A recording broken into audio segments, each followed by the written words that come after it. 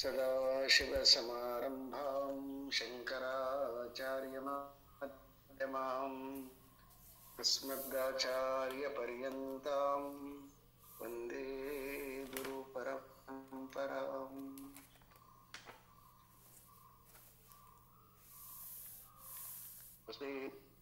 हंसचाणूरमर्दनं देवकी परमानन्दम् कृष्णं वन्दे जगद्गुरुम्। मूकं करोति वाचालं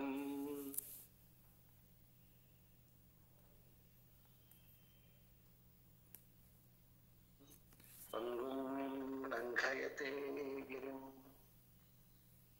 यत्कृपातमहं वन्दे परमानन्दमाधवम्।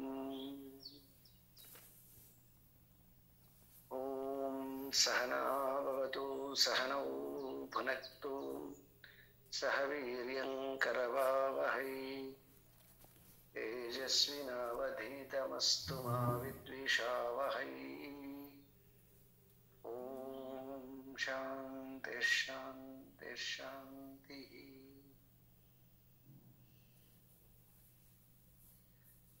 ಪರಮಾತ್ಮನ ಅನುಗ್ರಹದಿಂದ ಎಲ್ಲ ಭಗವದ್ಗೀತಾ ಶ್ರೋತೃ ವರ್ಗವೇ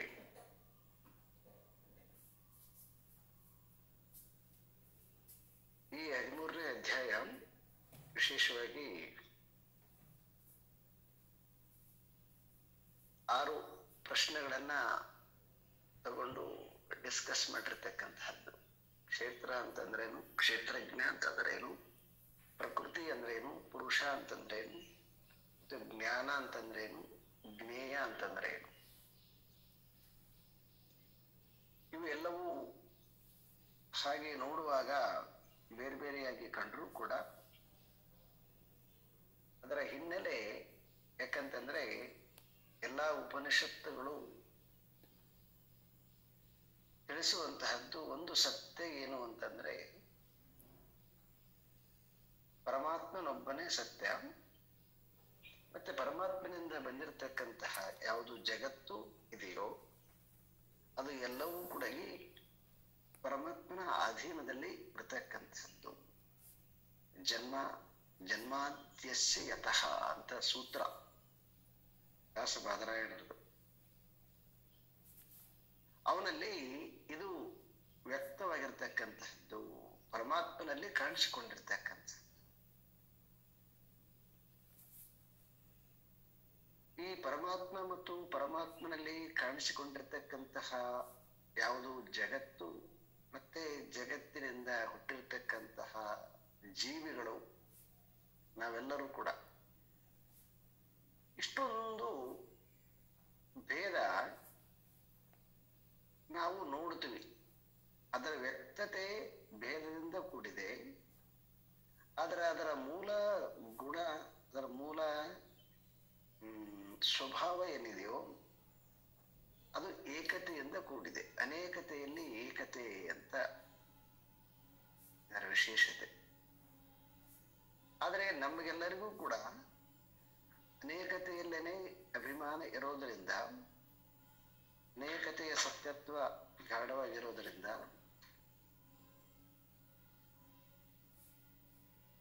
ನಮಗೆ ಅನೇಕ ರೀತಿಯಾಗಿರ್ತಕ್ಕಂತಹ ಸ್ಪರ್ಧಾ ಮನೋಭಾವ ಸಹಜವಾಗಿ ಇದೆ. ಯಾಕಂದ್ರೆ ಅದು ಸ್ವಭಾವ. ಅದು ಇಲ್ಲಿ ಸ್ಪರ್ಧೆಯನ್ನ ಬೇಡಂತ ಹೇಳೋದಲ್ಲ ಶಾಸ್ತ್ರದ್ದು.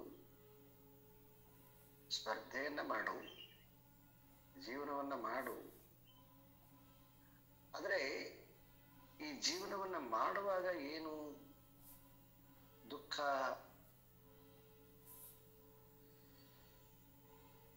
ಯಾವುದು ಹಿಂಸೆ,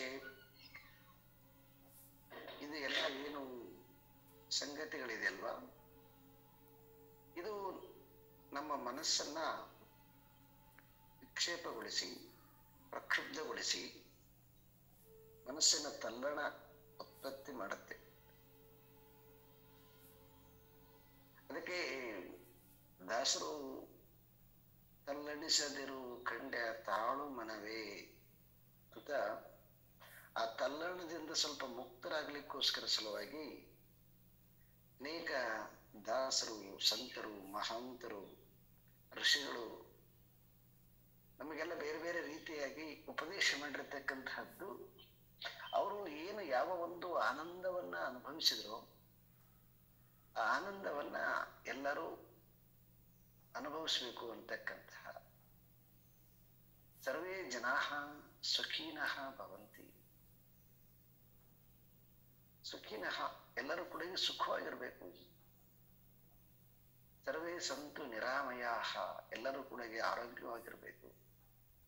ಸರ್ವೇ ಭದ್ರಾಣಿ ಪಶ್ಯಂತು ಎಲ್ಲಾ ಕಡೆ ಮಂಗಲಕರವಾಗಿರ್ತಕ್ಕಂಥದ್ದನ್ನ ನೋಡ್ಬೇಕು. ಇದು ಮನುಷ್ಯನ ಅತ್ಯಂತ ಎತ್ತರವಾಗಿರ್ತಕ್ಕಂತಹ ಸ್ಥಿತಿ. ಯಾವಾಗ ಅವನು ಈ ಗುಣಾದಿಗಳನ್ನ ಜೀವನದಲ್ಲಿ ಅನುಷ್ಠಾನ ಮಾಡ್ತಾ ಬರ್ತಾನೆ, ಆಗ ಅವನ ಮನಸ್ಸು ತಲ್ಲಣದಿಂದ, ಪ್ರಕ್ಷುಬ್ಧತೆಯಿಂದ ಆಚೆ ಬಂದು ತಾನು ಪ್ರಕ್ಷುಬ್ಧತೆಯಲ್ಲಿ ಇರುವಾಗ ಜಗತ್ತು ಕೂಡ ಅವನಿಗೆ ಪ್ರಕ್ಷುಬ್ಧತೆಯಿಂದ ಕಾಣುತ್ತೆ. ತಾನು ಮೋಸಗಾರನಾಗಿದ್ದಂದ್ರೆ ಜಗತ್ತು ಕೂಡ ಯಾರೋ ನನ್ನನ್ನು ಮೋಸ ಮಾಡ್ತಾರೆ ಅಂತ ಯಾವಾಗಲೂ ಕೂಡ ಅವನು ಅದೇ ಇದರಲ್ಲಿ ಇರ್ತಾನವ. ಅದಕ್ಕೆ ಈ ಅಷ್ಟ ಮದಗಳು ಅಂತ ಬರ್ತಾವ. ಈ ಅಷ್ಟ ಮದಗಳಲ್ಲಿ ಕೊನೆಗೆ ಒಬ್ರು ಚಿಂತಕರು ಬಹಳ ಚೆನ್ನಾಗಿ ಅದನ್ನ ಇದು ಮಾಡಿದ್ದಾರೆ. ಈ ಅಷ್ಟ ಮದಗಳು ಮೊದಲು ಅವು ಹೊರಗಡೆ ಅಂದ್ರೆ ಸಂಪತ್ತಿನ ಮದ, ಯೌವನದ ಮದ, ರೂಪದ ಮದ, ವಿದ್ಯೆ ಮದ, ಈ ರೀತಿಯಾಗಿ ಮದಗಳಿದಾವೆ. ಪುತ್ರ ಮದ ಅಂತ ಹೇಳ್ಬಿಟ್ಟು. ಸೊ ಈ ಕೊನೆಗೆ ಏನಾಗತ್ತೆ ಈ ಮದಗಳು ಅಂತಂದ್ರೆ, ಕೊನೆಗೆ ಅವನೇ ಅಹಂಕಾರದ ಮದೋನ್ಮತ್ತನಾಗಿಬಿಡ್ತಾನೆ. ಅದೇ ಅವನನ್ನ ತಿಂದು ಹಾಕಿಬಿಡ್ತದೆ ಅಂತ.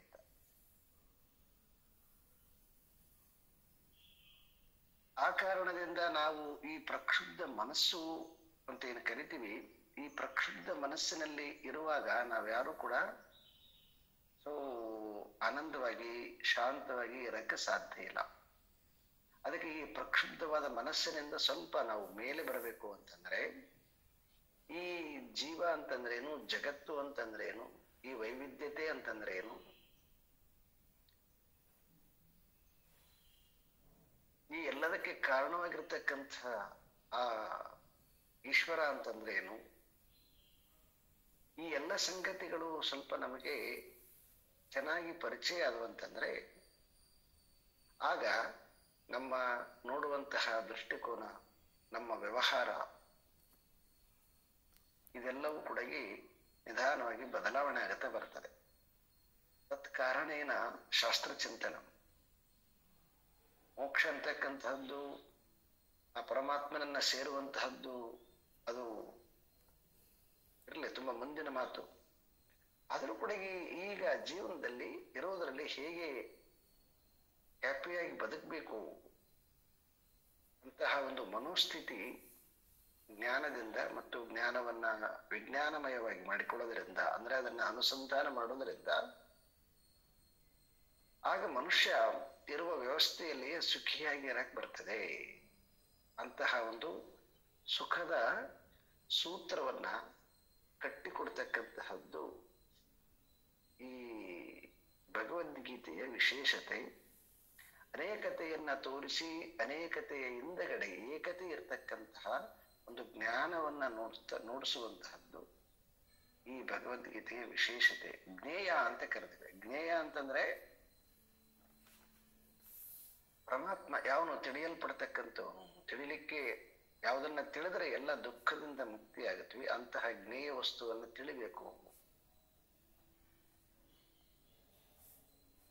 ಇದನ್ನ ನಾವು ಇಲ್ಲಿವರೆಗೆ ಡಿಸ್ಕಸ್ ಮಾಡ್ತಾ ಈಗ ಈ ಅಧ್ಯಾಯದ ಕೊನೆಗೆ ಬಂದಿದ್ದೀವಿ. ಇಂದಿನ ಶ್ಲೋಕದಲ್ಲಿ ಬಹಳ ಚೆನ್ನಾಗಿ ಯಾವತ್ ಸಂಜಾಯತೆ ಕಿಂಚಿತ್ ಸತ್ವಂ ಸ್ಥಾವರ ಜಂಗಮಂ ಅಂದ್ರೆ ಯಾವತ್ ಸಂಜಾಯತೆ ಅಂದ್ರೆ ಯಾವುದು ಎಲ್ಲವೂ ಸಂಜಾಯತೆ ಅಂತಾರೆ ಯಾವುದೆಲ್ಲವೂ ಹುಟ್ಟಿದೆಯೋ, ಯಾವುದೆಲ್ಲ ಕಾಣಿಸಿಕೊಳ್ತಾ ಇದೆಯೋ. ಕಿಂಚಿತ್ ಅಂದ್ರೆ ಒಂದ್ ಸ್ವಲ್ಪ ಬಿಡದಂತೆ. ಸತ್ವಂ ಸ್ಥಾವರ ಜಂಗಮಂ ಅಂದ್ರೆ ಈ ಸತ್ವಂ ಅಂತಂದ್ರೆ ಇಲ್ಲಿ ವಸ್ತು ಜಗತ್ತು ಅಂತ ಏನ್ ಕರಿತೀವಿ, ಇಲ್ಲಿ ಸ್ಥಾವರ ಜಂಗಮ ಅಂತ ಎರಡು ರೀತಿಯಾಗಿದೆ. ಒಂದು ಚರ ಮತ್ತು ಇನ್ನೊಂದು ಅಚರವಾಗಿರ್ತಕ್ಕಂಥದ್ದು. ಒಂದು ಚಲಿಸುವಂತಹದ್ದು, ಒಂದು ಜಡವಾಗಿರ್ತಕ್ಕಂಥದ್ದು.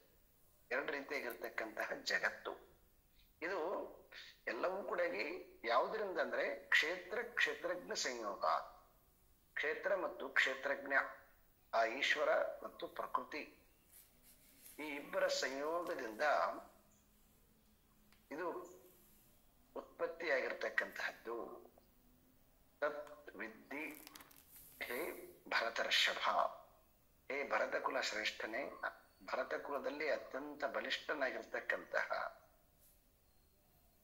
ಪ್ರಾಣಿಗಳಲ್ಲಿ ಹೇಗೆ ಋಷಭ ಅತ್ಯಂತ ಬಲಿಷ್ಠವಾಗಿರ್ತಕ್ಕಂಥದ್ದು, ಹಾಗೆ ಭರತಕುಲದಲ್ಲಿ ಅತ್ಯಂತ ಬಲಿಷ್ಠನಾಗಿರ್ತಕ್ಕಂತಹ ಹೇ ಅರ್ಜುನ, ಇದನ್ನ ಚೆನ್ನಾಗಿ ತಿಳಿ. ಯಾಕೆ ಈ ಮಾತನ್ನಲ್ಲಿ ವಿಶೇಷವಾಗಿ ನಾವು ಅರ್ಜುನನನ್ನ ಸಂಬೋಧನೆ ಮಾಡಿರ್ತಕ್ಕಂಥದ್ದು ಅಂದ್ರೆ, ನಾನು ಎಲ್ಲರನ್ನ ಕೊಲ್ತಾ ಇದ್ದೀನಿ, ನನಗೆ ಪಾಪ ಬರುತ್ತೆ ಅಂತಕ್ಕಂಥದ್ದು ಅವನಿಗೆ ಏನು ಒಂದು ಪಾಪ ಪ್ರಜ್ಞೆ, ಅತ್ಯಂತ ಕರುಣಾಮಯಾಗಿರ್ತಕ್ಕಂತಹ ಅರ್ಜುನ, ಅವನಿಗೆ ಈ ಪಾಪ ಪ್ರಜ್ಞೆ ಅಂತಕ್ಕಂಥದ್ದು ಯುದ್ಧದ ರಂಗದಲ್ಲಿ ಮೂಡಿರ್ತಕ್ಕಂಥದ್ದು. ಆ ಕಾರಣದಿಂದ ಹೇ ಅರ್ಜುನನೇ, ಇಲ್ಲಿ ಯಾವುದೂ ಕೂಡ ನಾನು ಸೃಷ್ಟಿ ಮಾಡಿದ್ದೀನಿ ಅಂತಕ್ಕಂಥದ್ದು ಇಲ್ಲ. ಇದೆಲ್ಲವೂ ಕೂಡ ಯಜ್ಞ ರೂಪದಲ್ಲಿರ್ತಕ್ಕಂತಹದ್ದು. ಆ ಸರ್ವವನ್ನ ನಿಯಾಮಕನಾಗಿರ್ತಕ್ಕಂತಹ ಆ ಈಶ್ವರ ಮತ್ತು ಈಶ್ವರನಿಂದ ಉತ್ಪತ್ತಿಯಾಗಿರ್ತಕ್ಕಂತಹ ಪ್ರಕೃತಿ, ಈ ಪ್ರಕೃತಿ ಮತ್ತು ಪುರುಷರ ಸಂಯೋಗದಿಂದ ಈ ಜಡ ಮತ್ತು ಚೇತನವಾಗಿರತಕ್ಕಂತಹ ಜಗತ್ತು.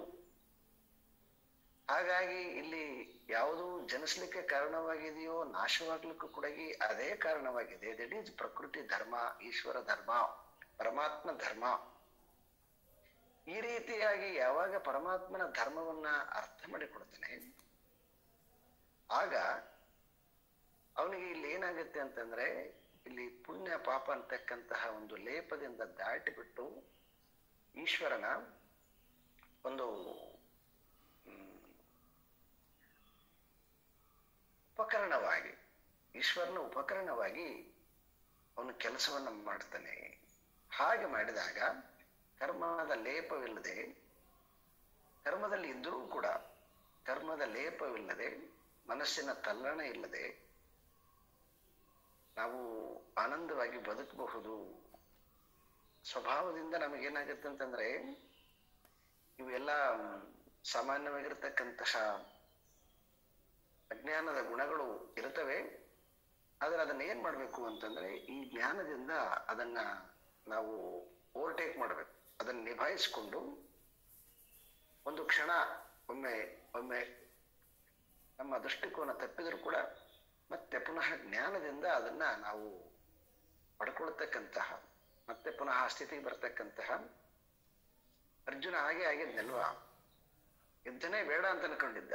ಯಾವಾಗ ಭಗವದ್ಗೀತೆಯನ್ನ ಕೇಳಿದ್ನೋ, ಯಥೇಚ್ಛಸಿ ತಥಾ ಕುರು ಅಂತ ಏನು ಕೃಷ್ಣ ಹೇಳಿದಾಗಲೂ ಕೂಡ, ಇಲ್ಲ ಅಲ್ಲಿ ಏನೇನು ಹೇಳುತ್ತೆ ಅದನ್ನೇ ಮಾಡ್ತೀನಿ ನಾನು ಹೇಳಿ ಪುನಃ ಮತ್ತೆ ಯುದ್ಧವನ್ನು ಮಾಡಿರ್ತಕ್ಕಂಥದ್ದು ನಾವು ನೋಡ್ತೀವಿ. ಹಾಗಾಗಿ ಯಾವುದೇ ಸಂದರ್ಭ ಬಂದಾಗಲೂ ಕೂಡ ನಾವು ಈ ಜೀವನದಿಂದ ವಿಮುಖರಾಗಬಾರ್ದು. ಜೀವನವನ್ನು ನಿರ್ವಹಣೆ ಮಾಡಬೇಕು. ಜೀವನವನ್ನ ಜ್ಞಾನದಿಂದ ನಿರ್ವಹಣೆ ಮಾಡಿದಾಗ ಆನಂದವಾಗಿ ಜೀವಿಸುವಂತಹ ಒಂದು ಸುಖ ಪ್ರಾಪ್ತಿ ಜೀವನ. ಅಂತಹ ಒಂದು ಜ್ಞಾನ ಬೆಳೆಸ್ಕೊಂಡಿರ್ತಕ್ಕಂತಹ ಮನುಷ್ಯ ಅವನು ಹೇಗೆ ಜಗತ್ತನ್ನ ನೋಡ್ತಾನೆ ಅನ್ನುವಂತಹದ್ದು ಇಲ್ಲಿಂದ ಹಿಡ್ಕೊಂಡು ಮುಂದೆ ಎಲ್ಲಾ ಶ್ಲೋಕಗಳು ಬಹಳ ಶ್ರೇಷ್ಠವಾಗಿರ್ತಕ್ಕಂತಹ ತತ್ವವನ್ನ, ಜ್ಞಾನವನ್ನ ತಿಳಿಸ್ತಕ್ಕಂತಹ ಶ್ಲೋಕಗಳು. ಇವು ನಮಗೆ ಬರೀ ಥಿಯರಿ ಆಗ್ತಾ ಬಿಟ್ರೆ ಪ್ರಾಕ್ಟಿಕಲ್ ಪ್ರಾಕ್ಟಿಕಲ್ ಆಗಿ ಎಕ್ಸ್ಪೀರಿಯನ್ಸ್ ಆಗೋದು ಅಷ್ಟು ಕಷ್ಟದ ಕೆಲಸ ಅದ. ಯಾಕಂದ್ರೆ ಯಾರು ಆ ಅತ್ಯುನ್ನತವಾಗಿರ್ತಕ್ಕಂತಹ ಸ್ಥಿತಿಯಲ್ಲಿ ಮನಸ್ಸನ್ನು ಇಟ್ಟುಕೊಂಡಿರ್ತಾನೆ ಅವನಿಗೆ ಅದರದ್ದು ದರ್ಶನ ಮತ್ತು ಅದರದ್ದು ಅನುಭೂತಿ ಆಗುತ್ತೆ. ನಾವು ವಾಕ್ಯದ ಸಹಾಯದಿಂದ ಮತ್ತು ಲಕ್ಷಾರ್ಥದ ಸಹಾಯದಿಂದ ಆ ವಿಷಯವನ್ನ ತಿಳಿದುಕೊಳ್ಳಲಿಕ್ಕೆ ಪ್ರಯತ್ನ ಮಾಡೋಣ. ಸಮಂ ಸರ್ವೇಷು ಭೂತೇಷು ತಿಷ್ಠಂತಂ ಪರಮೇಶ್ವರಂ ವಿನಶ್ಯತ್ಸ್ವ ವಿನಶ್ಯಂತಂ ಯಃ ಪಶ್ಯತಿ ಸ ಪಶ್ಯತಿ ಸಮಂ ಪಶ್ಯನ್ ಹಿ ಸರ್ವತ್ರ ಸಮವಸ್ಥಿತಮೀಶ್ವರಂ ನ ಹಿ ನಸ್ತ್ಯಾತ್ಮನಾತ್ಮಾನಂ ತತೋ ಯಾತಿ ಪರಾಂ ಗತಿಂ ಪ್ರಕೃತ್ಯೈವ ಚ ಕರ್ಮಾಣಿ ಕ್ರಿಯಮಾಣಾನಿ ಸರ್ವಶಃ ಯಃ ಪಶ್ಯತಿ ತಥಾತ್ಮಾನಂ ಅಕರ್ತಾರಂ ಸ ಪಶ್ಯತಿ ಯದಾ ಭೂತ ಪೃಥಕ್ ಭಾವಂ ಏಕಸ್ಥಮನುಪಶ್ಯತಿ ತತ ಏವ ಚ ವಿಸ್ತಾರಂ ಬ್ರಹ್ಮ ಸಂಪದ್ಯತೆ ತದಾ. ಸಮಂ ಸರ್ವೇಷು ಭೂತೇಷು ತಿಷ್ಠಂತಂ ಪರಮೇಶ್ವರಂ. ತಿಷ್ಠಂತಂ ಅಂದ್ರೆ ಸ್ಥಿತನಾಗಿರ್ತಕ್ಕಂಥವು ಯಾರು? ಪರಮೇಶ್ವರ. ಸಮಂ ಸರ್ವೇಷು ಭೂತೇಷು ಅಂದ್ರೆ ಸರ್ವರಲ್ಲಿಯೂ ಕೂಡಗಿ, ಸರ್ವಭೂತಗಳಲ್ಲಿಯೂ ಕೂಡಗಿ ಶಾಶ್ವತನಾಗಿರ್ತಕ್ಕಂಥವನು. ಯಾವುದು ಪರಮಾತ್ಮ ತತ್ವ ಇದೆಯೋ ಅದು ವಿನಶ್ಯತ್ಸ್ವ ವಿನಶ್ಯಂತಂ ಅಂತ. ವಿನಶ್ಯತ್ಸ್ವ ವಿನಶ್ಯಂತಂ, ವಿನಶ್ಯತಿ ಮತ್ತು ಅವಿನಶ್ಯತಿ ಅಂತಕ್ಕಂಥದ್ದು. ಅಂದ್ರೆ ಇಲ್ಲಿ ಜಗತ್ತಿನಲ್ಲಿ ನಮಗೆ ಎರಡು ರೀತಿಯಾಗಿರ್ತಕ್ಕಂಥದ್ದು ಕಾಣಿಸಿಕೊಳ್ಳುತ್ತೆ. ಒಂದು ನಾಶವಾಗ್ತಕ್ಕಂಥದ್ದು, ಇನ್ನೊಂದು ನಾಶವಾಗದೇ ಇರತಕ್ಕಂಥದ್ದು. ವ್ಯಕ್ತಿ, ವಸ್ತುಗಳು ಇವೆಲ್ಲವೂ ನಾಶವಾಗೋ ತರ ಕಾಣಿಸ್ತವೆ, ನಮ್ಗೆ ನಾಶವಾಗ್ತಾವ. ಆದ್ರೆ ಜನಾಂಗ, ಮಾನವ ಜನಾಂಗ ಇದೆ ನೋಡಿ, ಮಾನವ ಜನಾಂಗ ಹಾಗೆ. ಜನಾಂಗ ಅಂತಂದ್ರೆ ಒಂದು ವ್ಯಕ್ತಿ ಅಲ್ಲ, ಅದು ಇಡೀ ಸಮೂಹಕ್ಕೆ ಜನಾಂಗ ಅಂತ ಕರಿತೀವಿ ನಾವು. ವ್ಯಕ್ತಿ ನಾಶವಾಗ್ತಾನೆ, ಆದ್ರೆ ವ್ಯಕ್ತಿಯ ಜನಾಂಗ ಏನಿದೆಲ್ಲ ಅದು ಹಾಗೆ ಉಳಿತದ. ಅದು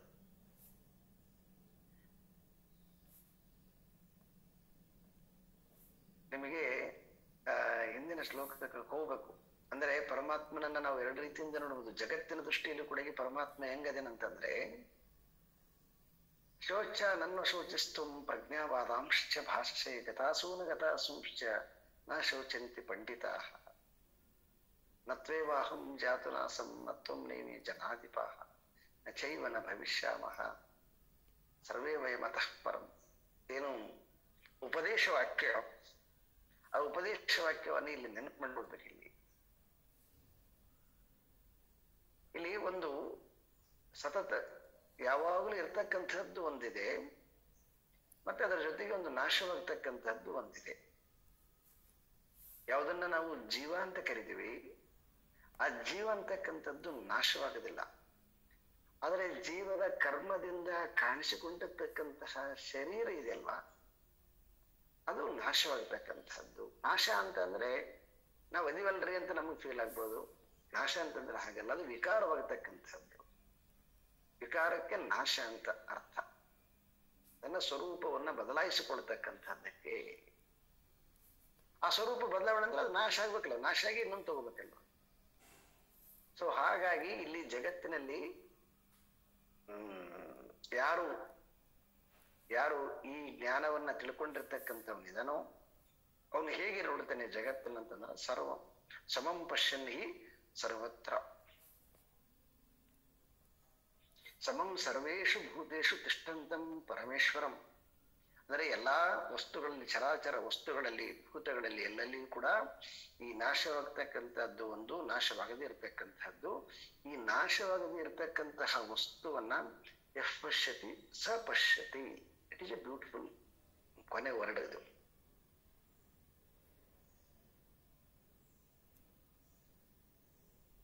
ಅಂದ್ರೆ ಇಲ್ಲಿ ನೋಡಿ, ಪಶ್ಯತಿ ಅಂತಕ್ಕಂಥದ್ದು ನೋಡು ಅಂತ ಅರ್ಥ ಬರ್ತದೆ. ನೋಡುವುದಕ್ಕೆ ಸಂಸ್ಕೃತದಲ್ಲಿ ಪಶ್ಯತಿ ಅಂತ ಅಂತೀವಿ ನಾವು. ಯಃ ಪಶ್ಯತಿ ಸ ಪಶ್ಯತಿ ಅಂತ. ಇದನ್ನ ಬೇರೆ ಬೇರೆ ಆಚಾರ್ಯರು ಬೇರೆ ಬೇರೆ ಬರೆದಿದ್ದಾರೆ. ನಾವು ಸರಳವಾಗಿ ತಿಳ್ಕೊಳ್ಳೋಣ.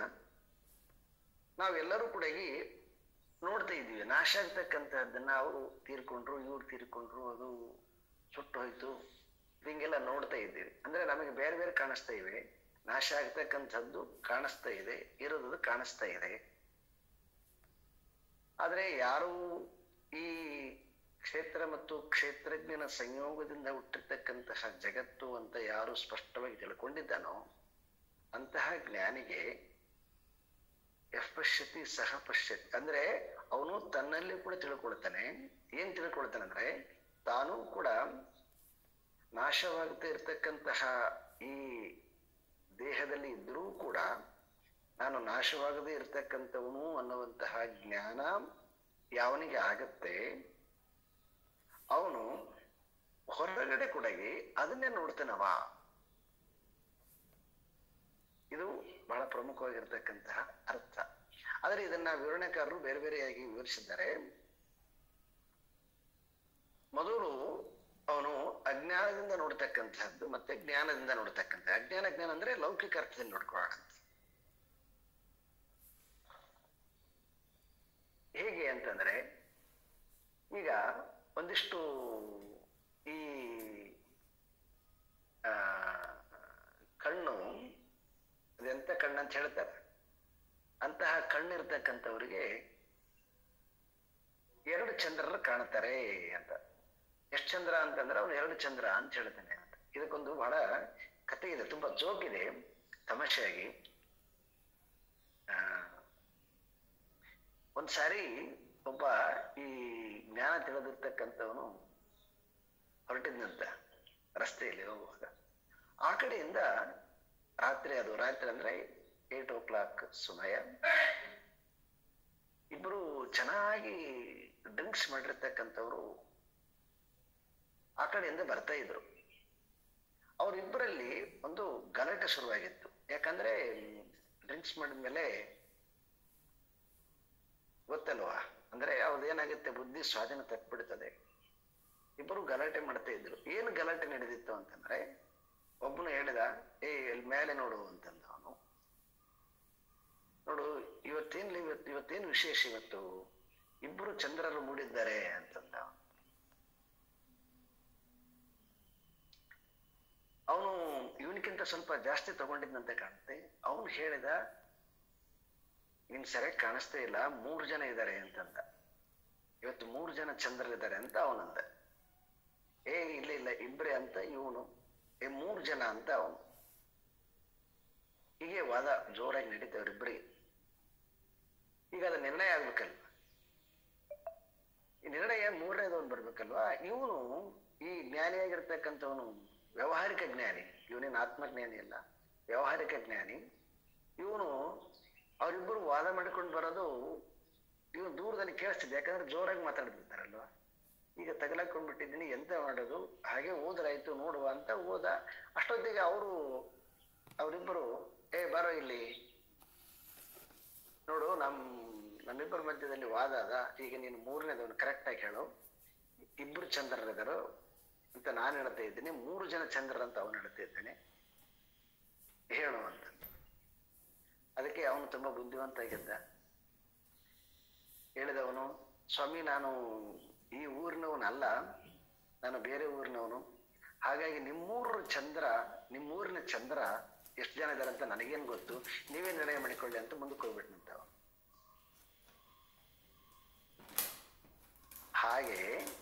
ಹೇಗೆ ಆ ಡ್ರಿಂಕ್ಸ್ ಮಾಡಿರ್ತಕ್ಕಂಥವ್ರು ಮನೋಸ್ಥಿತಿ ಪಶ್ಯತಿ ಏನ್ ನೋಡ್ತಾ ಇದ್ದಾರೆ ಅಂತಂದ್ರೆ, ಅವರು ಅವನು ಒಬ್ಬರನ್ನ ಇಬ್ಬರು ನೋಡ್ತಾ ಇದ್ದಾನೆ, ಇನ್ನೊಬ್ಬರು 3 ಜನ ನೋಡ್ತಾ ಇದ್ದಾನೆ. ಹಾಗೆ ನಮಗೂ ಕೂಡ ಇಲ್ಲಿ ಯಾರು ಅಜ್ಞಾನದಲ್ಲಿ ಇರ್ತಾರ, ಅಜ್ಞಾನದಲ್ಲಿ ಇರ್ತಕ್ಕಂಥವ್ರಿಗೆ ಏನ್ ಕಾಣಿಸ್ತಾ ಇದೆ ಅಂತಂದ್ರೆ ನಾಶವಾಗತಕ್ಕಂತಹದ್ದು ಜಗತ್ತು ಕಾಣಿಸ್ತಾ ಇದೆ, ಅವಿನಾಶಿಯಾಗಿರ್ತಕ್ಕಂತಹ ಜಗತ್ತು ಕಾಣಿಸೋದಿಲ್ಲ. ಆದ್ರೆ ಯಾರು ಈ ಜ್ಞಾನಿಯಾಗಿರ್ತಾನೋ, ಜ್ಞಾನಿಯಾಗಿರ್ತಕ್ಕಂಥವನಿಗೆ ಈ ನಾಶವಾಗತಕ್ಕಂತಹ ಜಗತ್ತಿನ ಜೊತೆಗೆ ನಾಶವಾಗದೇ ಇರತಕ್ಕಂತಹ ಯಾವುದು ಎಷ್ಟಂತಂ ಪರಮೇಶ್ವರಂ,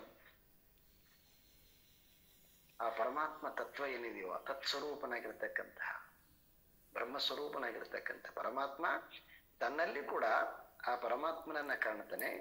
ಮತ್ತೆ ಅದೇ ದೃಷ್ಟಿಯಿಂದ ಅವನು ಹೊರಗಡೆ ಕೂಡ ಅದೇ ಪರಮಾತ್ಮನನ್ನ ಕಾಣ್ತಾನೆ. ಇದು ಅತ್ಯಂತ ಜ್ಞಾನಿಯ ಲಕ್ಷಣ. ಸಮಂ ಪಶ್ಯನ್ ಹಿ ಸರ್ವತ್ರ, ಸಮಂ ಪಶ್ಯನ್ ಹಿ ಸರ್ವತ್ರ ಅಂತಂದ್ರೆ ಎಲ್ಲೆಲ್ಲಿಯೂ ಸಮಾನವಾಗಿರ್ತಕ್ಕಂತಹ ಸರ್ವೇಶು ಅಂತಕ್ಕಂಥದ್ದನ್ನ ಮತ್ತಿಲ್ಲಿ ಸರ್ವತ್ರ ಅಂತ ಅನ್ಕೊಂಡಿದ್ದಾರೆ. ಅದನ್ನ ಇದು ಬಹಳ ಸಮಂ ಪಶ್ಯನ್ ಹಿ ಸರ್ವತ್ರ ಸಮಂ ಅವಸ್ಥಿತಂ ಈಶ್ವರಂ, ಸಮವಸ್ಥಿತಂ ಈಶ್ವರಂ ಅಂದ್ರೆ ಈ ಜಗತ್ತಿನಲ್ಲಿ ಸೇರಿಕೊಂಡ ಹಾಗೆ ಕಂಡ್ರೂ ಕೂಡ ಅದರಲ್ಲಿ ಅವನು ಸೇರಿಕೊಳ್ಳದ ಹಾಗೆ ಇರತಕ್ಕಂತಹ ಪರಮಾತ್ಮ ತತ್ವ ಇದೆ. ಜಗತ್ತಿನಲ್ಲಿ ಅವನು ವ್ಯವಸ್ಥಿತವಾಗಿ ಇರತಕ್ಕಂಥ ಪರಮಾತ್ಮನನ್ನ ಯಾರು ತಿಳಿತಾರೆ ಅವನು ನಹಿನಸ್ತಿ ಆತ್ಮನಾತ್ಮಾನ, ಬಹಳ ಸೊಗಸಾಗಿರ್ತಕ್ಕಂಥ ವಾಕ್ಯ. ತನ್ನನ್ನ ತಾನು ಕೂಡ ಹಿಂಸೆ ಮಾಡಿಕೊಳ್ಳೋದಿಲ್ಲ, ಮತ್ತೆ ಬೇರೆ ಯಾರನ್ನ ಕೂಡ ಹಿಂಸೆ ಮಾಡೋದಿಲ್ಲ. ಯಾಕೆ ಇದು ಹಿಂಸೆ ಅಂತಕ್ಕಂಥದ್ದನ್ನ ನಾವು ನೋಡಿದ್ವಿ ಅಂತಂದ್ರೆ, ಎಲ್ಲಿ ನಮಗೆ ಭೇದ ಬುದ್ಧಿ ಇರ್ತದೋ, ನಾನು ಬೇರೆ ನೀವು ಬೇರೆ ಅಂತಕ್ಕಂಥದ್ದು ಇರ್ತದೋ, ಅವಾಗ ನಿಮಗಿಂತ ನಾನು ಎತ್ತರ ಬೆಳಿಬೇಕಂತಾಗ್ಲಿ, ನಿಮ್ಗಿಂತ ನಾನು ದೊಡ್ಡವನಾಗ್ಬೇಕು ಅಂತಾಗ್ಲಿ ಸ್ಪರ್ಧೆ ಶುರುವಾಗುತ್ತೆ. ಯಾವಾಗ ಸ್ಪರ್ಧೆ ಶುರು ಆದಾಗ ಅವನು ಬಲಶಾಲಿ ಆಗಿದ್ದಂತಂದ್ರೆ ಅವಾಗ ಏನ್ ಮಾಡ್ತೀವಿ ಅಂತಂದ್ರೆ ತಂತ್ರದಿಂದ ಅವನನ್ನ ನಾವು ಹಿಂಸಕ್ಕೆ ಶುರು ಮಾಡ್ತೀವಿ. ಸೊ ನಮ್ಮ ಸುಖಕ್ಕೆ ಯಾರಾದರೂ ಅಡ್ಡಿ ಬಂದ್ರೆ ಅವ್ರು ನಮ್ಮ ವಿರೋಧಿಗಳು ಅಂತ ಹೇಳ್ಬಿಟ್ಟು ನಾವೇನ್ ಮಾಡ್ತೀವಿ ಅಂತಂದ್ರೆ ಅವ್ರನ್ನ ಹಿಂಸೆ ಮಾಡಕ್ ಶುರು ಮಾಡ್ತೀವಿ. ಇದು ಹೊರಗಡೆ ಮಾಡತಕ್ಕಂತಹ ಹಿಂಸೆ. ಯಾಕೆ ಅಂತಂದ್ರ ನಾನ್ ಬೇರೆ ಅವನು ಬೇರೆ ಅಂತಕ್ಕಂಥದ್ದು ಬುದ್ಧಿ ಅದ. ಇನ್ನು ಕೆಲವೊಬ್ರು ಏನ್ ಮಾಡ್ತಾರಂತಂದ್ರೆ ಈ ಹಿಂಸೆ ಅಂತಕ್ಕಂಥದ್ದನ್ನ ತಮ್ಮೊಳಗಡೆಗೆ ಮಾಡಿಕೊಂತಾರ. ಈಗ ನೀವು ಡಿಪ್ರೆಷನ್ ಇರ್ತಕ್ಕಂತಹ ಪೇಷಂಟ್ಗಳನ್ನ ನೋಡ್ಬೇಕು. ಅವ್ರು ಏನ್ ಮಾಡ್ತಾರೆ ಅಂತಂದ್ರೆ ತಮ್ಮ ಬ್ಲೇಡ್ನಿಂದ ತಮ್ಮ ಚರ್ಮನ್ ತಾವೇ ಕಟ್ ಮಾಡಿಕೊಂತಾರ. ಅವರು ಅತ್ಯಂತ ಸ್ಥೂಲವಾಗಿರ್ತಕ್ಕಂತಹ ಹಿಂಸೆ. ಮತ್ತೆ ಇನ್ನು ಈ ಇರ್ತಕ್ಕಂಥವ್ರು ಡಿಪ್ರೆಷನ್ಗೆ ಹೋಗೋದ್ರ ಬಿಟ್ಬಿಡೋಣ ಅಂತ ಸಾಮಾನ್ಯವಾಗಿರ್ತಕ್ಕಂಥವ್ರು ಅವರು ಕೂಡ ಯಾವಾಗಲೂ ಕೂಡ ಈ ನೆಗೆಟಿವ್ ಥಾಟ್ಸ್ ಅಲ್ಲಿ ಇದ್ದು ತಮ್ಮನ್ನು ತಾವು ಹಿಂಸೆ ಮಾಡಿಕೊಂತಾರೆ. ಅಯ್ಯೋ ನನ್ನ ಜೀವನ ಹೇಗೆ ಇರ್ಬೇಕಾಗಿತ್ತು, ಹೀಗಾಗಿಬಿಡ್ತು, ನಾನು ನೋಡಕ್ ಚೆನ್ನಾಗಿಲ್ಲ, ನನಗೆ ಪ್ರಾಪರ್ಟಿ ಇಲ್ಲ, ನನಗೆ ವಿದ್ಯೆ ಇಲ್ಲ, ನನಗೆ ದುಡ್ಡಿಲ್ಲ, ಹೀಗೆ ಯಾವಾಗಲೂ ಕೂಡ ಅವರು ತಮೋ ಸ್ವಭಾವದವ್ರು ಏನ್ ಮಾಡ್ತಾರೆ ಅಂತಂದ್ರೆ ಅವರು ಕೂಡ ಆ ಡಿಪ್ರೆಷನ್ ಪೇಷಂಟ್ ತರ ಸ್ಥೂಲವಾಗಿ ಹಿಂಸೆ ಮಾಡಿಕೊಳ್ಳೋದಿಲ್ಲ. ಇವರು ಮಾನಸಿಕವಾಗಿ ಯಾವಾಗಲೂ ಕೂಡ ಹಿಂಸೆ ಮಾಡಿಕೊಳ್ಳುತ್ತಿರ್ತಾರೆ.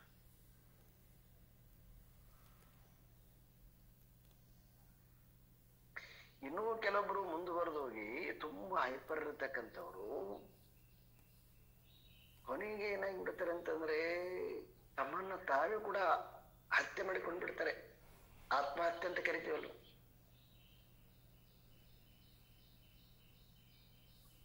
ಆತ್ಮಹತ್ಯೆ ಅರ್ಥ ಏನು? ತನ್ನನ್ನು ತಾನು ಹಿಂಸೆ ಮಾಡಿಕೊಳ್ಳೋದು ಅಂತ.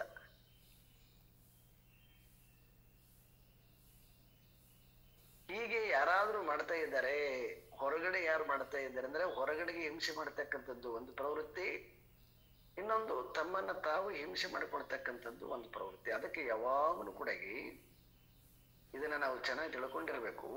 ಹಿಂಸೆ ಎಲ್ಲಿ ಇದೆಯೋ ಅಲ್ಲಿ ಜ್ಞಾನ ಇಲ್ಲ ಅಂತ ಅರ್ಥ. ಹಿಂಸೆ ಮಾಡಿಕೊಳ್ತಾ ಇದ್ದೀರಿ ಅಂತ ಅರ್ಥ ಏನಂತಂದ್ರೆ ಜ್ಞಾನ ಆಗಿಲ್ಲ ಅಂತ ಅರ್ಥ. ಇದು ಎಲ್ಲರಲ್ಲಿ ಬಹಳ ಆಳವಾಗಿರ್ತದೆ. ತನ್ನ ಬಗ್ಗೆ ಆಗ್ಲಿ, ತನ್ನ ಕುಟುಂಬದ ಬಗ್ಗೆ ಆಗ್ಲಿ,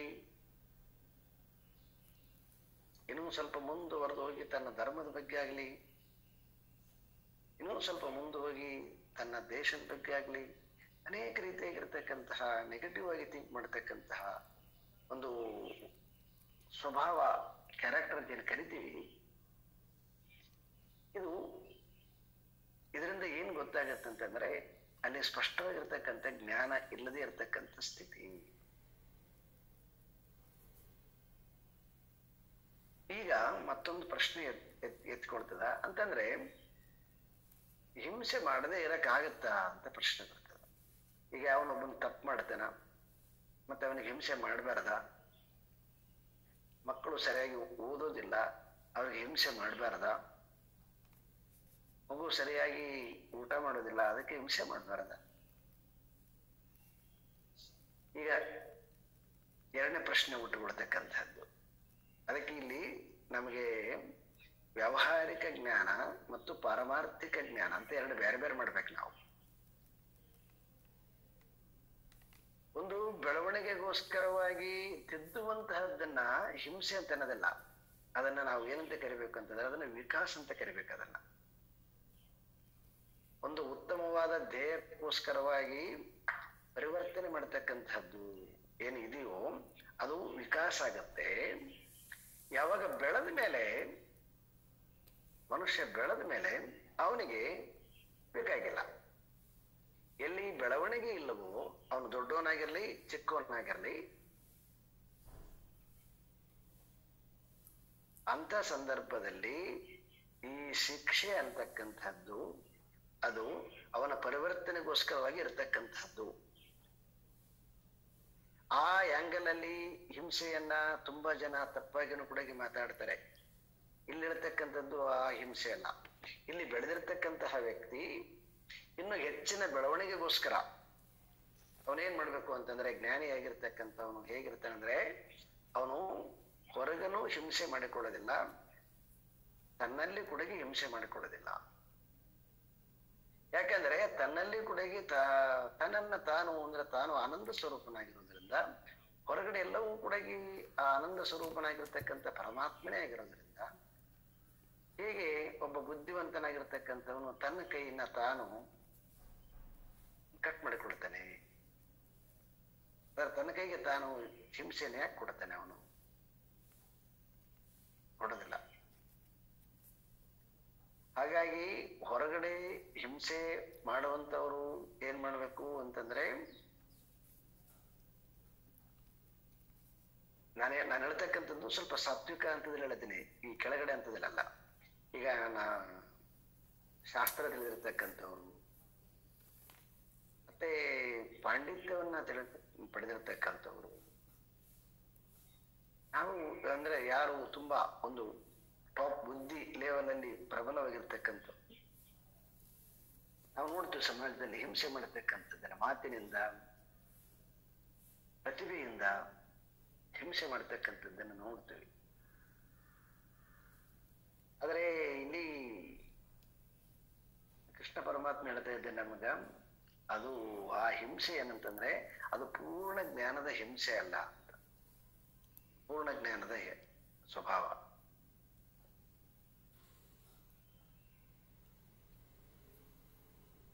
ಮತ್ತೆ ಇನ್ನು ಕೆಲವೊಮ್ಮೆ ತಮ್ಮನ್ನ ತಾವು ಅಳಿದುಕೊಳ್ಳೋದು ಅಂತಂತೀವಿ. ತನ್ನನ್ನು ತಾನು ನಿಂದನೆ ಮಾಡಿಕೊಳ್ಳೋದು, ತನ್ನನ್ನು ತಾನು ಹಿಂಸೆ ಮಾಡಿಕೊಳ್ತಕ್ಕಂಥದ್ದು, ಇದನ್ನು ಕೂಡ ಸರಿಯಾಗಿರ್ತಕ್ಕಂತಹ ಜ್ಞಾನ ಅಲ್ಲ. ಒಳಗಡೆ ಹಿಂಸೆ ಮಾಡಿಕೊಳ್ತಕ್ಕಂಥವ್ರು ಅದನ್ನ ಬಿಡಬೇಕು, ಮತ್ತೆ ಬುದ್ಧಿ ಪ್ರಭೆಯಿಂದ ಹೊರಗಡೆ ಹಿಂಸೆ ಮಾಡ್ತಕ್ಕಂಥವ್ರು ಅದನ್ನು ಕೂಡ ಬಿಡಬೇಕು. ಯಾಕೆ ಅಂತಂದ್ರೆ ಹೊರಗಿರ್ತಕ್ಕಂತಹದ್ದು ಒಂದೇ ಒಂದು ತತ್ವ. ಆ ತತ್ವವನ್ನು ತಿಳಿದಿರ್ತಕ್ಕಂಥವ್ರು ಒಳಗನು ಹಿಂಸೆ ಮಾಡಿಕೊಳ್ಳೋದಿಲ್ಲ, ಹೊರಗಡೆನೂ ಕೂಡ ಹಿಂಸೆ ಮಾಡೋದಿಲ್ಲ. ಅಂತಹ ಒಂದು ಜ್ಞಾನವನ್ನು ಪಡ್ಕೊಂಡಿರ್ತಕ್ಕಂಥನು ಸಮಂ ಪಶ್ಯನ್ಹಿ ಸರ್ವತ್ರ. ಹಾಗಾಗಿ ಈ ಜಗತ್ತಿನಲ್ಲಿ ಪರಮಾತ್ಮನ ವ್ಯವಸ್ಥಿತನಾಗಿರ್ತಕ್ಕಂತಹದ್ದು ಜ್ಞಾನ ಅವನಿಗೆ ಇರೋದ್ರಿಂದ, ತಾನು ಪರಮಾತ್ಮನ ಸ್ವರೂಪನೇ ಆಗಿರೋದ್ರಿಂದ, ಪರಮಾತ್ಮನೇ ತನ್ನಲ್ಲಿ ಆತ್ಮರೂಪದಲ್ಲಿ ಪರಮಾತ್ಮನೇ ಇದಾನೆ ಅಂತಕ್ಕಂತಹ ಜ್ಞಾನವನ್ನ ಹೊಂದಿರತಕ್ಕಂತಹ ಈ 13ನೇ ಅಧ್ಯಾಯವನ್ನ ಚೆನ್ನಾಗಿ ತಿಳ್ಕೊಂಡಿರ್ತಕ್ಕಂಥವನು ಈ ರೀತಿಯಾಗಿ ಯಾವಾಗ ಅವನು ಜೀವನವನ್ನು ಮಾಡ್ತಾನೆ, ತತಃ ಯಾತಿ ಪರಾಂ ಗತಿಂ. ಪರಾಮ್ ಅಂತಂದ್ರೆ, ಪರಂ ಅಂದ್ರೆ ಶ್ರೇಷ್ಠವಾಗಿರ್ತಕ್ಕಂತಹ, ಗತಿ ಅಂತಂದ್ರೆ ಸ್ಥಿತಿ ಅಂತ ಅರ್ಥ. ಹೊಂದುತ್ತಾನೆ ಅಂತ ಕೆಲವೊಬ್ಬರು ವ್ಯಾಖ್ಯಾನ ಮಾಡ್ತಾರೆ, ಹಾಗೆ ನಾನು ವ್ಯಾಖ್ಯಾನ ಮಾಡೋದಿಲ್ಲ. ಪರಾಮ್ ಗತಿ ಅಂತಂದ್ರೆ ಶ್ರೇಷ್ಠವಾಗಿರ್ತಕ್ಕಂಥ ಸ್ಥಿತಿ. ಆ ಸ್ಥಿತಿಯಲ್ಲಿ ಅವನು ಸಮಂ ಪಶ್ಯನ್ಹಿ ಸರ್ವತ್ರ ನೋಡ್ತಾನೆ. ಅಂತಹ ಒಂದು ಎತ್ತರವಾದ ಮನೋಸ್ಥಿತಿಯಿಂದ ಅವನು ಜಗತ್ತನ್ನ ನೋಡ್ತಾನೆ. ಹೇಗೆ ನೋಡ್ತಾನೆ ಅಂತಂದ್ರೆ, ತಾನು ಹಿಂಸೆ ಮಾಡಿಕೊಡೋದಿಲ್ಲ, ಪರರನ್ನ ಹಿಂಸೆ ಮಾಡೋದಿಲ್ಲ. ಆ ವಿದ್ವಿಷಾವಹೈ, ತಾನು ತನ್ನನ್ನ ದ್ವೇಷ ಮಾಡಿಕೊಡೋದಿಲ್ಲ, ಹೊರಗಡೆನೂ ದ್ವೇಷ ಮಾಡೋದಿಲ್ಲ. ದ್ವೇಷ ಆಲ್ಸೋ ಹಿಂಸೆ.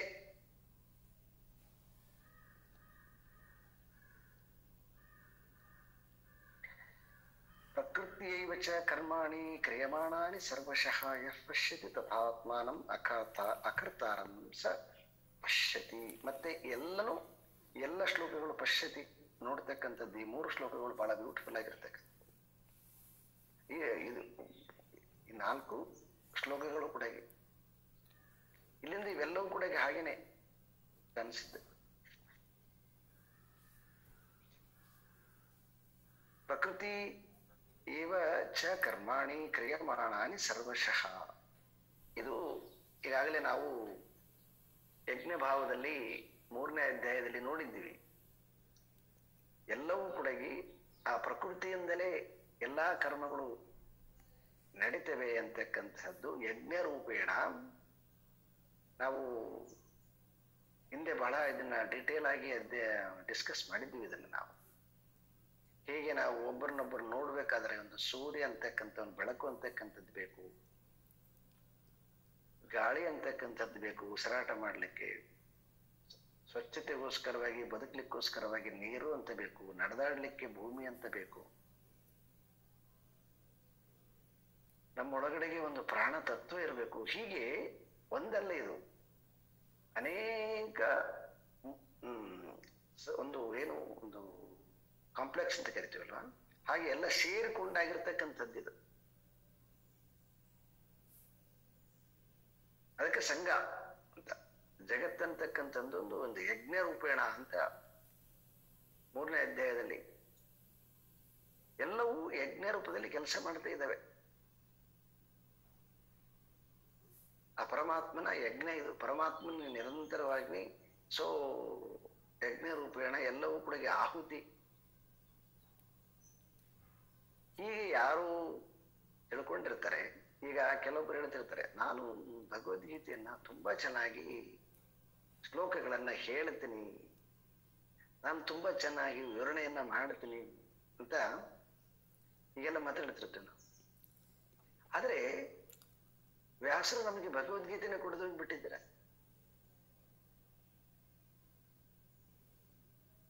ಇಲ್ಲಿ ಯಾವುದ್ರ ಮೇಲೆ ನಮ್ದು ಪ್ರದರ್ಶನ ನಡೀತದೆ.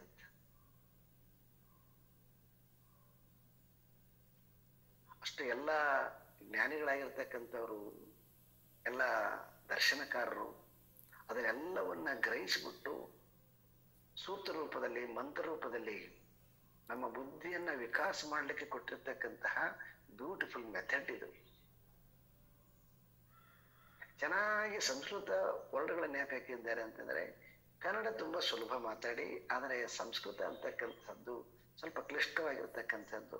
ಆ ಕ್ಲಿಷ್ಟವಾಗಿರ್ತಕ್ಕಂಥದ್ದನ್ನ ಪ್ರಾಕ್ಟೀಸ್ ಮಾಡಿದೀವಿ ಅಂತಂದ್ರೆ ಅವಾಗ ನಿನ್ನ ನಾಲಿಗೆ ಶುದ್ಧಿ ಆಗತ್ತೆ. ಪದೇನ ವಾಚ, ಮಾತು ಶುದ್ಧಿ ಆಗತ್ತೆ. ಮಾತು ಶುದ್ಧಿ ಆದ್ರೆ ನಿನಗೆ ಗೌರವ ಬರುತ್ತೆ, ನಿನ್ನ ಮಾತು ಕೇಳ್ತಾರೆ. ಮತ್ತೆ ತತ್ವವನ್ನು ತಿಳಿದ್ರಿಂದ ಮನಸ್ಸು ಶುದ್ಧಿ ಆಗತ್ತೆ.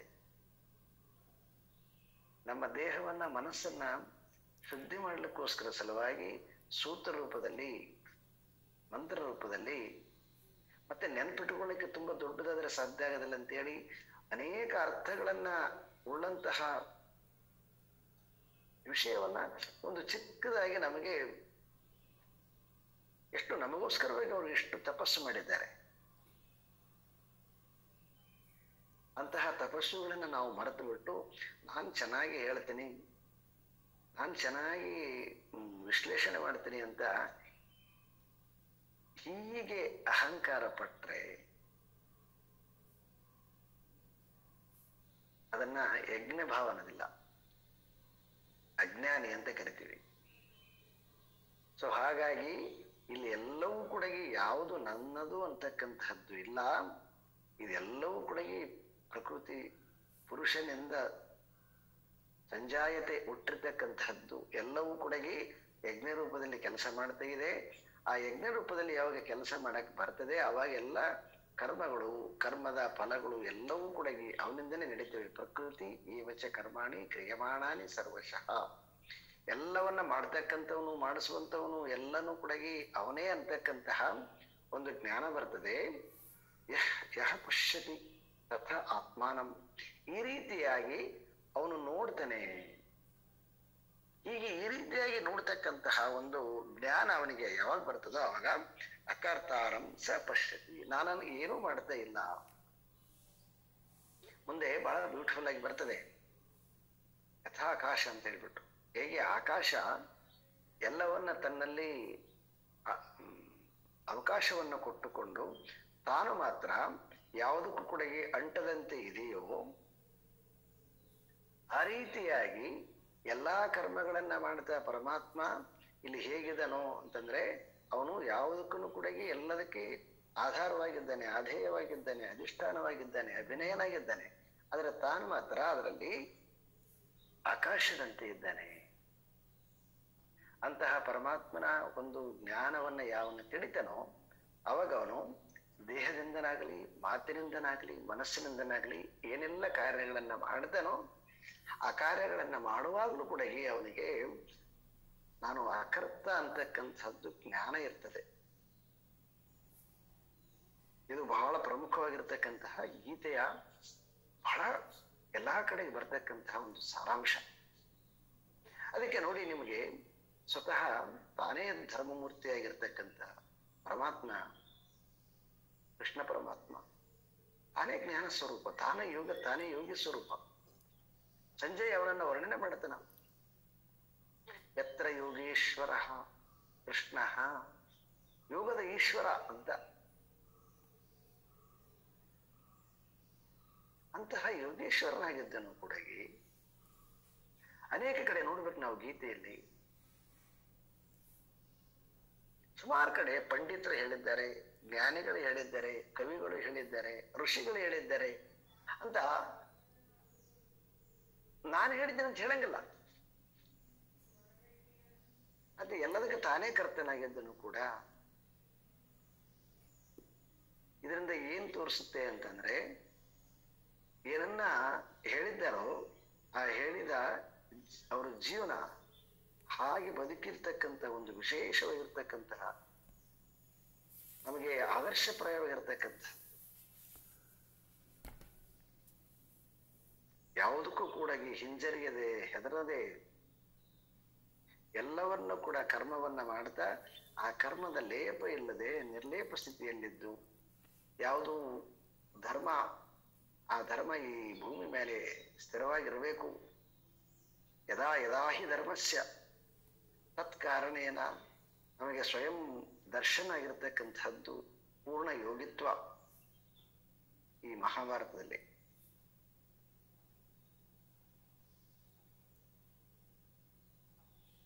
ಆ ಕಾರಣದಿಂದ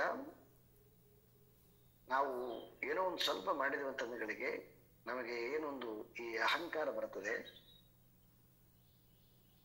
ಅದು ಅಹಂಕಾರ ಏನ್ ಮಾಡುತ್ತಾ ನಮ್ಮನ್ನ ನಾಶ ಮಾಡ್ತದೆ.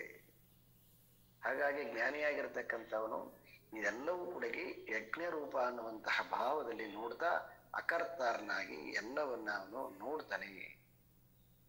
ಯದಾ ಭೂತ ಪೃಥಕ್ ಭಾವಂ ಏಕಸ್ತಮನುಪಶ್ಯತಿ ತತ ಏವ ಚ ವಿಸ್ತಾರಂ ಬ್ರಹ್ಮ ಸಂಪದ್ಯತೆ ತದಾ. ಯದಾ ಭೂತ ಪೃಥಕ್ ಭಾವ, ಪೃಥಕ್ ಪೃಥಕ್ ಅಂದ್ರೆ ಬೇರೆ ಬೇರೆಯಾಗಿ, ಇಲ್ಲೆಲ್ಲವೂ ಬೇರೆ ಬೇರೆ ಬೇರೆ ಇದೆ ಅಲ್ವಾ. ಪ್ರಾಣಿಗಳು ಬೇರೆ ಬೇರೆ ಆಗಿದ್ದೇವೆ, ಒಂದೇ ಅಲ್ಲ. ಪ್ರಾಣಿ ವರ್ಗ ಅಂತ ಕರಿತೀವಿ, ಅದರಲ್ಲಿ ಎಷ್ಟು ಪ್ರಾಣಿಗಳಿದಾವ. ಮತ್ತೆ ಒಂದೇ ಜಾತಿಯ ಪ್ರಾಣಿಯಲ್ಲಿ ಎಷ್ಟು ಕಲರ್ ಆಗಿರ್ತಕ್ಕಂಥವು ಪ್ರಾಣಿಗಳಿದಾವ. ಅದರಲ್ಲಿ ಮತ್ತೆ ಮೇಲು ಫಿಮೇಲ್ ಅಂತ ಡಿವಿಷನ್ ಇದಾವ. ಹೀಗೆ ನಾವು ತಗೊಂಡಿವಂತಂದ್ರ ಪ್ರತಿ ಒಂದರಲ್ಲಿ ಕೂಡ ಪೃಥಕ್ ಪೃಥಕ್ ಭಾವ ಕಾಣ್ತೀವಿ. ಭಾವ ಪ್ರಾಗ್ಭಾವ ಹುಟ್ಟತಕ್ಕಂತಿರ್ತಕ್ಕಂಥ, ಪೃಥಕ್ ಪೃಥಕ್ ಆಗಿ ಹುಟ್ಟಿರ್ತಕ್ಕಂಥದ್ದು. ಈ ಭೂತಗಳಲ್ಲಿ ಎಲ್ಲವೂ ಬೇರೆ ಬೇರೆಯಾಗಿ ಮನುಷ್ಯನ ತಗೊಂಡು ಅಂತಂದ್ರೆ ಎಷ್ಟು ಬೇರೆ ಬೇರೆ ಇದೆ. ಪ್ರಾಣಿಗಳನ್ನು ತಗೊಂಡ್ರೆ ಎಷ್ಟು ವೆರೈಟಿ ಇದೆ, ಪಕ್ಷಿಗಳನ್ನು ತಗೊಂಡ್ರೆ ಎಷ್ಟು ವೆರೈಟಿ ಇದೆ, ಸಸ್ಯವರ್ಗವನ್ನು ತೆಗೆದುಕೊಂಡ್ರೆ ಎಷ್ಟು ವೆರೈಟಿ ಇದೆ, ಕಲ್ಲುಗಳನ್ನು ತಗೊಂಡ್ರೆ ಎಷ್ಟು ವೆರೈಟಿ ಇದೆ, ಮಣ್ಣನ್ನು ತಗೊಂಡ್ರೆ ಎಷ್ಟು ವೆರೈಟಿ ಇದೆ, ನೀರನ್ನು ತಗೊಂಡ್ರೆ ಎಷ್ಟು. ಪ್ರತಿಯೊಂದು ನೀರು ಬೇರೆ ಬೇರೆ, ಕಾವೇರಿನೇ ಬೇರೆ, ಗಂಗೆನೇ ಬೇರೆ, ಯಮುನನೇ ಬೇರೆ, ಗೋದಾವರಿನೇ ಬೇರೆ, ನರ್ಮದನೇ ಬೇರೆ, ಅಲ್ಕಾ ನದಿ, ಏನು ಎಷ್ಟು. ಸೊ ಎಲ್ಲ ನದಿಗಳು ಬೇರೆ ಬೇರೆ ಬೇರೆ ಬೇರೆ ಆಗಿದ್ದರು ಕೂಡ, ನೀರು ಒಂದೇ ಆಗಿದ್ದರು ಕೂಡ ಅದರ ಗುಣಧರ್ಮಗಳು, ಅದರ ಚಲನವಲನಗಳು ಬೇರೆ ಬೇರೆ ಆಗಿರ್ತಕ್ಕಂಥದ್ದನ್ನ ನೋಡ್ತೀವಿ ನಾವು. ಒಬ್ಬಳು ಬಾರಿ ಗಂಭೀರವಾಗಿ ಚಲಿಸ್ತಕ್ಕಂಥವ್ರಿದ್ದರೆ ಒಂದು ನದಿ ಇನ್ನೊಂದು ಬಹಳ ಸ್ಪೀಡ್ ಆಗಿ ಚಲಿಸ್ತಕ್ಕಂಥದ್ದು, ಅಂಕುಡೊಂಕಾಗಿ ಚಲಿಸ್ತಕ್ಕಂಥದ್ದು. ಇಟ್ಸ್ ಸೋ ವೈವಿಧ್ಯತೆ. ಆದರೆ ಇರತಕ್ಕಂಥದ್ದು ಎಲ್ಲ ಒಂದೇ ನೀರು. ಹಾಗೆ ಮನುಷ್ಯರೆಲ್ಲ ವೆರೈಟಿ ಆಗಿದ್ದರೂ ಕೂಡ ಮಾನವ ಜೀವಿ ಒಂದೇ ಅಂತಕ್ಕಂಥದ್ದು. ಈ ರೀತಿಯಾಗಿ ಹಿಂದೆಗಡೆ ಇರ್ತಕ್ಕಂತಹ ಆ ಮೂಲ ವಸ್ತುವನ್ನ ಯಾವನು ತಿಳಿತಾನೋ, ಪೃಥಕ್ ಭಾವಂ ಏಕಸ್ಥಂ ಅನುಪಶ್ಯತೆ ಅಂದ್ರೆ ಆ ಏಕಸ್ಥನಾಗಿರ್ತಕ್ಕಂಥದ್ದು ಹಿಂದೆಗಡೆ ನೋಡಿದಾಗ ನಾವು ಒಂದೇ ಒಂದು ತತ್ವ ಇರ್ತಕ್ಕಂತಹದ್ದು ಗೊತ್ತಾಗುತ್ತೆ ನಮಗೆ. ತಥೈವ ಚ ವಿಸ್ತಾರಂ, ಈ ರೀತಿಯಾಗಿ ಯಾವ ಈ ವಿಸ್ತಾರವಾಗಿರ್ತಕ್ಕಂತಹ ಪರಮಾತ್ಮನ ಒಂದು